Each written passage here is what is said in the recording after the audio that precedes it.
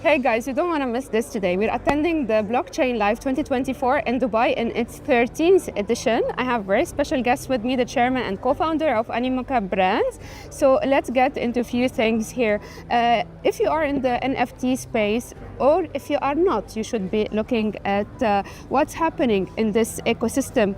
This topic should be addressed in a sense of where the market is going. Also, let's get Yat Siu in here to dive into deep into this topic. And I want to welcome you in this interview with Media Gate. And first, I want to ask you if you could give us some details about the 2024 reports so far, what's happening across Animoca brands, and what you're expecting in 2025. Great. Well, thank you for having me. It's a great pleasure to be here. So basically, right now, really, this market has been very much driven by meme coins, for instance, and of course, in the institutional era for Bitcoin ETFs, right? So really, I think a lot of people sometimes forget that at the start of the year, actually, the whole sort of crypto market was actually not really sort of still coming out of a mini winter as it was in 23. ETFs basically brought in institutional capital that basically helped grow the space.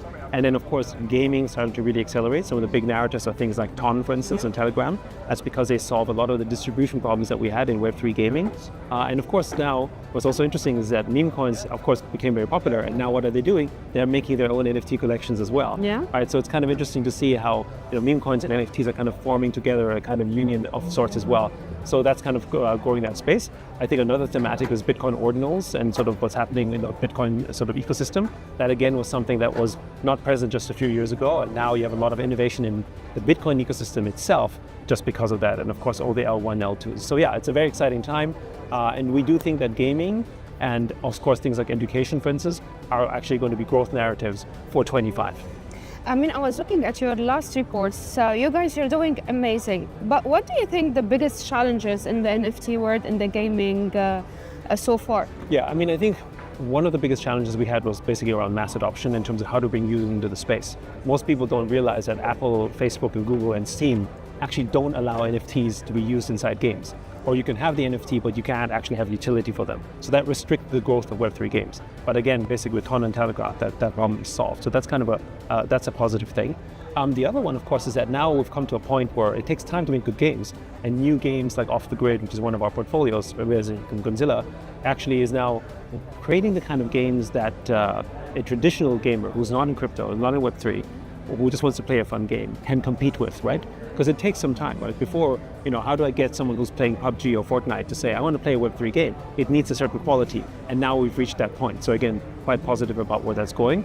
And so those were the challenges in there. The other challenge that we have as an industry is around reputation. So I don't mean reputation from an institutional standpoint only. I mean reputation from the perspective of, when I do an airdrop campaign, I actually want to target real users. The problem is that many of them are airdrop farmed. They're bots of people I don't know because there's no reputation layer. And so we're trying to solve that with Mochaverse now. And I think if you can solve reputation, we'll create better trust.